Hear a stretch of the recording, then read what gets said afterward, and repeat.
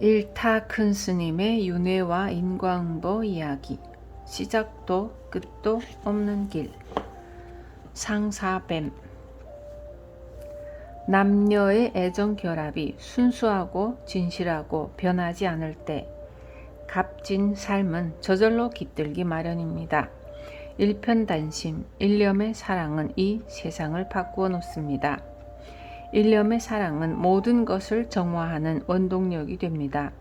생사의 근원이 되는 음욕가지를 맑게 다스려서 참 삶의 길로 돌이키는 힘을 가지고 있습니다.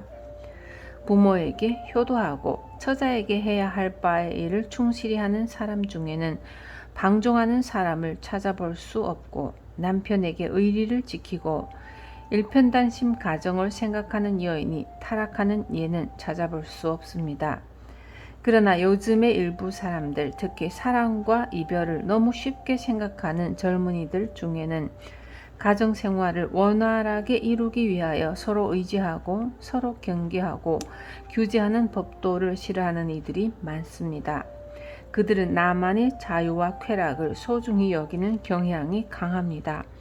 그러나 혼자만을 위하는 자유와 쾌락은 자신을 외톨이로 만들어 버립니다. 그에게는 의지할 때도 간섭할 사람도 없으므로 특별한 인격을 갖추지 않은 이상 방종하거나 성격 이상을 가져오는 경우가 허다합니다. 남녀의 결합은 어디까지나 세속적인 애정의 결합이고 약속인 만큼 어느 한쪽에서 그것을 배신하고 저버릴 때에는 상처를 받는 쪽의 아픔은 말할 수 없이 큰 것이며, 배신자 역시 배신을 한 죄책감에서 쉽게 헤어나오지 못하게 되는 것입니다. 분위기에 따라 만났다가 헤어지는 것이 아니라는 말입니다. 서로를 살리고 인생을 가치 있게 만드는 것이 사랑이거늘 정당한 이유 없이 사랑하던 사람을 배신하여서야 되겠습니까? 사랑에 한이 맺힌 사람은 죽어서 상사뱀이나 원귀가 되어 원한을 갚는다는 말이 있듯이, 사랑의 배신은 큰 원한을 사는 일이므로 크게 자제해야 합니다. 전라남도 고흥의 수도암은 상사뱀이 되어 밤마다 괴롭히는 한 여인의 원혼을 천도하기 위해 세운 절입니다. 그 창건 연기를 함께 살펴봅시다. 과거에 낙방한 홍씨 총각은 한려 수도의 장관을 넋없이 바라보며 고향으로 돌아가는 무거운 발걸음을 옮기고 있었습니다. 고흥 땅 풍남리라는 작은 포구를 뒤로하고 지나갈 무렵, 장대처럼 쏟아붓는 비를 피하기 위해 홍 총각은 대나무 숲속의 초가집으로 뛰어들었습니다. 그러나 그 집은 들이치는 비를 밖에서 피할 만한 곳이 따로 없었습니다.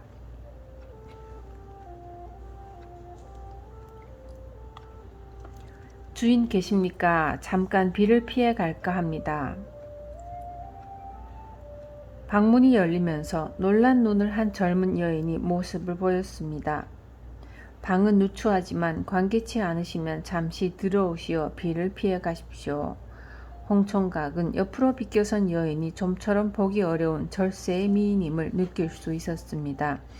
저녁 나절에 시작된 폭우는 날이 어두워질 무렵처럼 한층 더 쏟아졌으므로 두 사람은 한 방에서 밤을 지낼 수밖에 없었습니다. 기골이 장대하고 미목이 수려한 데다 어질고 믿음직스러워 보이는 홍 총각에게 여인은 저녁을 대접하며 이런 이야기 저런 이야기를 하기 시작했습니다. 한때 거울에 이름난 미인으로서 문남성들의 선망이 되었던 자신이었건만 시집 온 지 1년 만에 남편이 병으로 죽어 과부가 된 이야기며, 병간호 때문에 있는 재산마저 다 잃어 모든 것이 싫어진 나머지 이 숲 가운데 오두막을 짓고 세상을 등진 채 살고 있다는 것이었습니다. 홍 총각 역시 부럽지 않은 양반집 자제로서 청운의 꿈을 품고 과거에 응시하였으나 낙방하고 집으로 돌아가는 길이라는 이야기를 하게 되었습니다. 전생의 인연이었던지 두 사람은 마침내 뜻이 통하여 100년 가약을 맺기로 하고 하룻밤에 만리장성을 쌓았습니다. 이튿날 아침 홍총각은 집으로 가는 즉시 부모님의 허락을 받아 꽃과 말을 가지고 데리러 오겠다는 약속을 남긴 채 길을 떠났습니다. 그러나 열흘이 지나 보름이 가고 한 달, 두 달, 1년이 가도록 한 번 간 홍총각은 다시 나타나지 않았습니다. 여인은 뒷동산에 올라가 하염없이 바다와 나룻배를 바라보며 기다리고 기다리다 지쳐 몸져 눕게 되었습니다. 워낙 상사병이 깊어 약으로는 어휘할 수 없다는 의원의 말대로 홍총각과 이별한 지 꼭 1년 만에 한을 품은 채 숨을 거두고 말았습니다. 한편 홍총각은 부모님의 기대와 간절한 소망에 따라 엄한 훈계 속에서 초가집 여인을 까맣게 잊은 채 열심히 책을 읽으며 과거 준비를 했습니다. 그리하여 그 다음 과거에 급제하였고 한평 현감으로 부임하여 양가댁 교수를 아내로 맞아 단란하게 살고 있었습니다. 그러던 어느 날 현감이 술을 거나하게 취해 막 걷잠이 들었을 때였습니다. 이불 속에서 이상한 소리가 나서 눈을 뜨자 눈앞에는 커다란 구렁이가 혀를 날름거리고 있는 것이었습니다. 그는 큰 소리로 외쳤습니다. 걔 누가 없느냐? 빨리 들어와서 저 구렁이를 냉큼 붙들어 내어라. 하인들이 문을 열려고 하였지만 문은 열리지 않았고 문을 부수려 하자 손에 쥐가 내려 움직일 수가 없었습니다. 현감은 숨이 콱콱 막히고 정신이 몽롱해졌습니다. 그때 구렁이는 혀를 날름거리면서 여자 음성으로 역력하게 말을 하는 것이었습니다. 도련님, 당신은 왜 저를 버리셨습니까? 저를 모르시겠습니까? 저는 당신의 언약을 믿고 애절하게 기다리다 상사병으로 죽은 여인입니다. 맹세를 저버리면 구렁이가 되어 당신을 죽이겠다고 한 그날 밤의 약속을 잊으셨습니까? 그러다 새벽이 되어 첫 닭이 울자 구렁이는 온데간데 없이 사라졌습니다. 현감은 총각 시절의 잘못을 뉘우치며 사죄하였지만 그날 밤 이후 밤이 깊어지면 반드시 구렁이가 나타나는 것이었습니다. 급기야 병을 얻은 현감의 모습은 말이 아니었습니다. 약도 쓰고 굿도 하였지만 효험이 없었습니다. 생각도 못한 현감은 깊은 산속의 고승을 찾아가 구원을 청하였습니다. 여인이 살던 대나무 숲속에 초갓집을 헐고 그곳에 절을 지은 뒤 제를 크게 지내주고 아침 저녁으로 축원을 하시오. 스님의 가르침에 따라 현감은 절을 창건하고 여인의 극락왕생을 축원하였으며 그 뒤부터 상사뱀은 나타나지 않았다고 합니다. 이 이야기를 단순한 하나의 전설이나 민속 신화로 돌릴 수도 있을 것입니다. 그러나 남녀 사이에 굳은 약속을 배신하게 되면 그 인과는 어떤 형태로든 반드시 좋지 않게 되돌아온다는 것을 명심해야 합니다.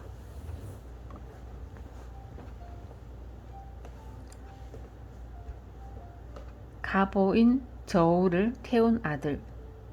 중국 양주에 화물 운반을 업으로 삼는 사람이 있었습니다.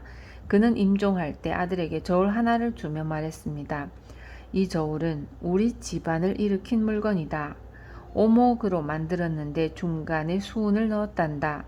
추가 뒤로 물러나가면 수은이 머리 쪽으로 쏠려 사람들에게는 무겁게 보이나 실은 무게가 작게 나가며 추가 앞으로 가면 수은이 꼬리 쪽으로 물려 사람들에게는 가볍게 보이나 도리어 무게가 많이 나가도록 만들어져 있다.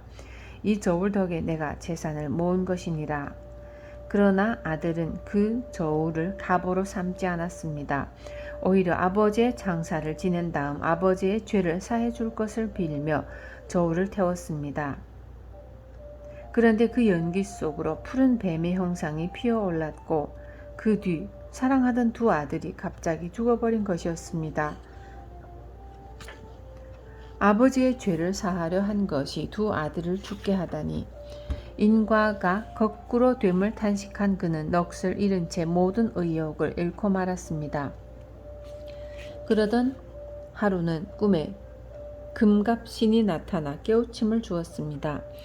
너의 아버지가 치부한 것은 전세에 작은 선을 쌓았기 때문일 뿐 저울로 인한 것이 아니었느니라. 그러나 너의 아버지가 금세에 마음을 공평하게 쓰지 않고 매우 많은 죄를 지었기 때문에 상제께서 파모 이성을 너의 두 아들로 태어나게 하여 장차 집안을 망치고 화재를 당하도록 만들어 놓았던 것이다. 다행히 네가 아버지처럼 욕심을 부리지 않고 갑으로 삼으라는 저울까지 태워버렸기에 상제께서는 너의 집안을 망치기 위해 보냈던 파모 이성을 다시 거두어 들이신 것이다. 이제 멀지 않아 선신이 아들로 태어나 너의 뒤를 빛나게 할 것이니 너는 좋은 일을 힘써 행하도록 하라. 꿈에서 깨어난 그는 크게 깨달아 선사에 힘썼고 뒤에 다시 두 아들을 얻어 진사가 되었다고 합니다. 남을 속여 지금 당장의 이익을 취하였다면 기뻐하기 전에 그 업이 얼마나 쌓이고 있는가를 생각해야 합니다. 삿된 방법으로 돈을 모으는 이상은 올바른 결실이나 해탈의 도를 생각할 수 없는 것입니다. 적어도 불자는 속이는 것을 업으로 삼아서는 안 됩니다. 진실한 마음이 복된 삶을 얻게 한다는 사실은 결코 변하지 않는 것입니다. 진정한 행복이 무엇입니까? 한 푼의 돈과 한 조각의 명예입니다. 진실을 팔아 구할 수 있는 것은 악업과 죄의 구렁텅이일 뿐입니다.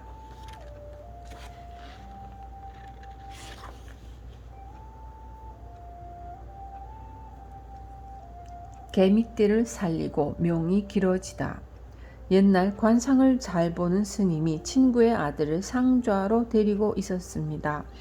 아이의 아버지가 아들의 명이 너무 짧으므로 스님을 만들면 짧은 명을 넘길 수 있을 것이라 기대하면서 보내왔던 아이였습니다.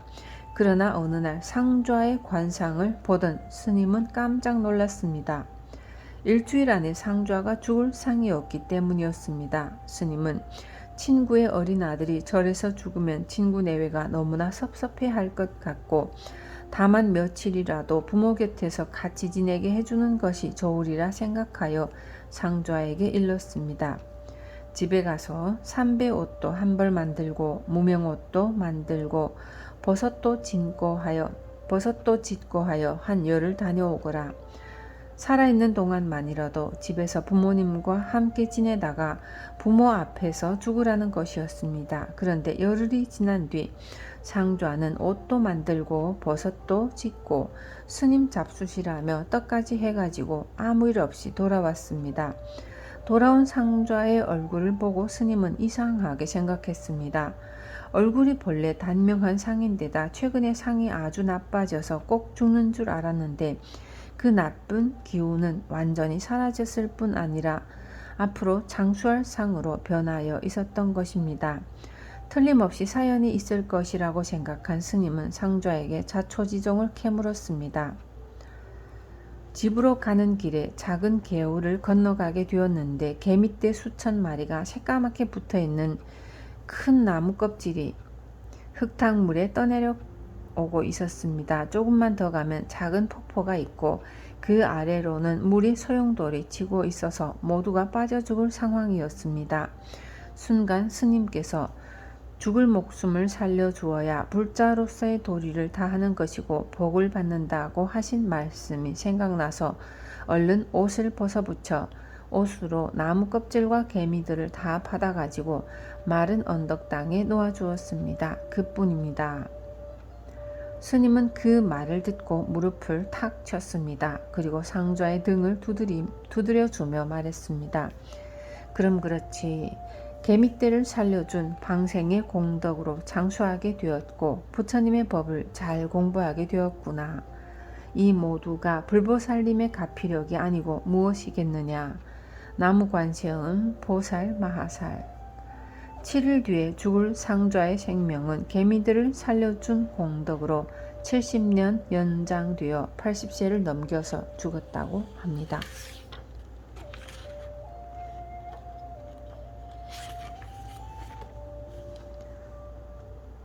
소가 된 왕중주. 6.25 사변 직후의 일입니다. 금강산에 계시던 이해명 스님이 부산으로 피난을 와서 나를 비롯한 여러 스님께 한 편의 실화를 들려주었습니다. 이해명 스님은 경전에도 밝을 뿐 아니라 제를 지내는 등의 각종 의식 집전은 물론이고 법회도 아주 잘하셨습니다. 그래서 팔방미인 큰 스님으로 불려지기도 했습니다. 스님은 한때 중국의 불교 성지를 두루 참배하고 명승지를 구경하였는데 한 번은 중국 상해의 큰 공원을 들렀더니 공원 한쪽 편에 까만 소 한 마리를 많은 사람들이 신기한 듯 쳐다보고 있었습니다. 스님도 이상한 호기심이 생겨 소 앞에 세워놓은 게시판을 자세히 보게 되었는데 그 간판에 적힌 글은 더욱 신기한 것이었습니다. 지나가는 남녀노소 여러분이여 이 소의 배를 보십시오. 이렇게 시작하여 장광서를 늘어놓았는데 그 내용은 이러했습니다. 상해 근처에 큰 부자가 한 사람 있었습니다. 그 사람은 어떤 이유 때문에 중마고우인 왕중주에게 자신의 재산을 관리해 주도록 부탁하고 상당한 대우를 해주었습니다. 그리고 왕중주에게 등기 서류뿐만 아니라 인감도장까지 모두 맡겼습니다. 그러나 왕중주는 친구의 은혜로운 부탁을 등지고 합법적으로 모든 재산을 가로챘습니다. 하늘처럼 믿었던 친구가 자기 재산을 교묘하게 사취한 것을 알게 된 부자는 분한 마음을 이길 수 없었지만 어찌할 도리가 없었습니다. 재산을 다 빼앗기고 거지가 되다시피 한 그는 조금 남은 폐물을 팔아 시골에 내려가서 농사를 짓게 됐습니다. 그리고 논과 밭을 갈 암소를 한 마리 사서 길렀습니다. 몇 해가 지나자 암소가 새끼를 낳았는데 그 새끼 배에 글씨가 몇 자 새겨진 흔적이 있었습니다. 자세히 보니 자기를 배신했던 철천지 원수 왕중주의 이름 석자였습니다. 이상한 생각이 들어 알아본 결과 왕중주가 얼마 전에 죽었다는 사실을 알게 되었습니다. 원한으로 가득 차 있던 그는 생각했습니다. 그 원수가 죄를 치르려니 내 집에 태어난 것이구나. 이놈 잘 만났다. 사람이 죽으려면 3년 전부터 환장한다는 말은 있다만 너처럼 환장한 놈은 일찍이 보지 못하였다. 네가 죽어 이제 빚을 갚으러 온 모양이다만 송아지로 내 집에 태어난 것만으로 나의 분하고 원통한 빚을 다 갚는다고 생각하면 큰 잘못이다. 이제부터 네 놈에게 원수를 갚을 터이니 견뎌보아라. 이렇게 다짐을 한 그는 아주 모질고 기이한 방법을 생각해냈습니다. 그는 왕중주의 후신인 송아지를 가두어 놓고 끼니 때마다 먹을 것을 주었습니다. 그러나 밤중이 되면 촛불을 밝혀놓고 시퍼렇게 간 칼을 들고 우리 안으로 들어가는 것이었습니다. 그리고 매여있는 송아지 목에 큰 칼을 들이대고는 살깃띤 음성으로 속삭였습니다. 내 이놈 왕중주, 이 나쁜 놈, 사람의 탈을 쓰고 어찌 그런 짓을 할 수 있었더냐. 네 놈이 이리 와. 같은 놈이었으니 그런 짓을 했겠지. 이 나쁜 놈, 내 너를 지금 당장은 죽이지 않는다. 조금 더 키워서 잡되 그것도 단번에 죽이지는 않을 것이다. 네 놈 앞에 숯불을 피워놓고 시퍼렇게 칼을 갈아 하루에 살 한 점씩만 베어낸 다음 네 놈이 보는 앞에서 구워 술안주로 삼을 것이다. 내 이놈 단단히 들어두어라. 그는 이 일을 매일같이 계속하였습니다. 그러나 왕중주의 이름이 새겨진 송아지는 삐쩍 마르기만 할 뿐 자라지를 못하는 것이었습니다. 그렇게 한동안을 지내고 있는데 하루는 왕중주의 아들이 느닷없이 찾아와서 마당 한가운데 넙적 엎드려 사정을 하는 것이었습니다. 어르신네, 제발 널리 용서해 주시옵고 우리 아버지를 살려주십시오.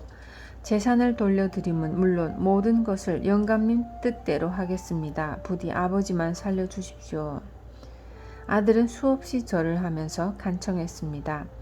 나는 지금 꼭 돈만 가지고 그러는 것이 아니다. 너의 아버지 소행이 너무나 괘씸하고 분함을 참을 수 없어서 그러는 것이다.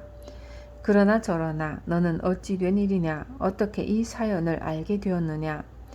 저희 선친이 어르신네의 은공을 저버리고 사취한 것을 저도 어느 정도 짐작은 했사오나 자세히는 모르고 지냈습니다. 그런데 여러 달 전부터 어머니와 저의 꿈에 선친께서 자주 나타나시어 그동안 지은 죄를 자세히 말씀하셨습니다. 그리고 어르신네 집에 서로 태어나 죄값을 갚으려 했지만 그 죄가 워낙 크기 때문에 소의 몸을 버리고 나더라도 다시 무서운 지옥으로 떨어져야 한다고 하셨습니다. 뿐만 아니라 지금 당장의 괴로움도 괴로움이거니와 재산을 어서 돌려드려야만 당신의 죄를 벗을 수 있다고 하셨습니다. 살아생전에 자세한 내용을 말씀하지 않으신 것은 당신이 떳떳하지 못한 행동을 가족들이 안 것을 부끄러워했기 때문이었고, 그 내용을 알면 저희들이 떳떳한 마음으로 세상을 살 수 없을 것이라는 생각에서였다는 것입니다. 그리고 어르신네께서 계신 이곳을 꿈속에서 일러주셨습니다. 이제 저희가 모든 재산을 이렇게 가지고 와서 사죄를 드리오니 널리 용서하시옵소서. 부디 이것을 거두어 주시고 저희 아버지를 돌려주시기만 하면 그 은혜 100번 죽어도 잊지 않을 것이옵니다. 그는 지극정성으로 간청하는 아들의 효심에 감동하여 재산을 되돌려 받고 송아지를 내주었습니다. 왕중주의 아들은 아버지 후신인 송아지를 데리고 가서 음식도 잘 대접하고 각별히 보살폈습니다. 그 소가 자란 다음에는 공원에다 좋은 우리를 지어놓고 아침 저녁으로 정성껏 요물을 쏘어 대접하면서 오고 가는 만천하 사람들이 이 소를 보고 경각심을 일으켜서 인과를 믿고 선행을 닦으라는 뜻으로 사연을 쓴 안내판을 만들어 놓았던 것입니다. 아들 삼형제의 죽음. 옛날 활을 잘 쏘는 무사가 총명하고 용모가 반듯한 아들 삼형제를 두고 행복하게 살았는데, 그토록 늠름하고 사랑스럽던 아들 삼형제가 한꺼번에 죽어버렸습니다. 그러나 너무나 갑작스런 아이들의 죽음 앞에 넋이 나간 무사는 며칠을 목 놓아 울다가 그만 미쳐버리고 말았습니다. 사랑하는 내 아들아, 어디로 갔느냐? 하늘로 솟았느냐? 땅으로 꺼졌느냐? 도대체 어느 놈이 내 아들을 잡아갔단 말이냐? 옷을 풀어 헤치고 머리를 봉두난발로 한 채 무사는 아무나 붙잡고 아이들의 이름을 불러댔지만 모두가 미친놈이라며 슬금슬금 피할 뿐이었습니다. 그때 누군가가 톡 쏘듯이 말을 던졌습니다. 염라대왕한테 가서 물어보시오. 그렇다. 염라대왕한테 가서 따져야겠다. 그리고는 염라대왕을 찾아 팔도를 다 돌아다녔으나 염라대왕은 보일 까닭이 없었습니다. 그러던 어느 날 그는 음산하고 깊은 골짜기에 다다랐습니다. 이곳이야말로 염라대왕이 살만한 곳이다. 이렇게 생각하며 골짜기를 따라 깊은 산속으로 들어가니 염라대왕 집으로 가는 길이라고 써놓은 팻말이 보였습니다. 지성이면 감천이라더니 오늘에서 찾았구나. 여봐라, 문 열어라. 염라대왕 어디 있느냐. 문 앞에서 소리를 지르니 사천왕처럼 우락부락하게 생긴 사람이 나타나 떡 버티고 서서 말했습니다. 감히 어떤 놈이 이곳에서 소란을 피우느냐. 그리고는 매가 개구리를 채듯 한 손으로 뒷덜미를 낚고 채더니 차갑고 어두침침한 방 안으로 냅다 집어던졌습니다. 아이쿠, 어둡고 차가운 방에 엎어져 정신을 가다듬고 있는데 아이들이 깔깔거리며 웃는 소리와 소근대는 말소리가 들려왔습니다. 참 어리석네, 어리석어. 아직도 정신을 못 차린 모양인데 한 번 더 고생을 시켜볼까? 가만히 귀를 기울여 보니 바로 윗방에서 나는 소리로 자기 아이들의 목소리가 틀림없었습니다. 너무나 다급한 김에 발로 벽을 쾅쾅 치며 아이들 이름을 부르다가 방 위쪽에 난 조그마한 창문으로 넘어가려고 하는데 어린아이들이 창문을 통해 바닥으로 떨어지는 것이었습니다. 이제야 찾았구나. 나의 귀여운 새끼들, 거기 꼼짝 말고 있어라. 크게 기뻐하며 엎어져 있는 새 아이 위로 와락 달려드는데 얼핏 그들의 등에 뭔가 박혀 있는 것이 보였습니다. 자세히 보니 그것은 화살이었습니다. 언젠가 기러기 사냥을 나갔다가 날아가는 기러기 떼를 향해 활시위를 당겼고 그때 3마리의 기러기를 한데 꿰어 떨어뜨린 바로 그 화살이었습니다. 이 화살이 왜 아이들 등에 꽂혀 있는 것일까 이렇게 생각하는 순간 세 아들의 모습은 사라지고 하나의 화살에 몸을 꿰고 처참히 죽어있는 기러기 3마리만 보이는 것이었습니다. 순간 그의 머리는 벼락이 치는 듯 했습니다. 아, 우리 아들들이 그때 잡은 기러기 3마리였구나.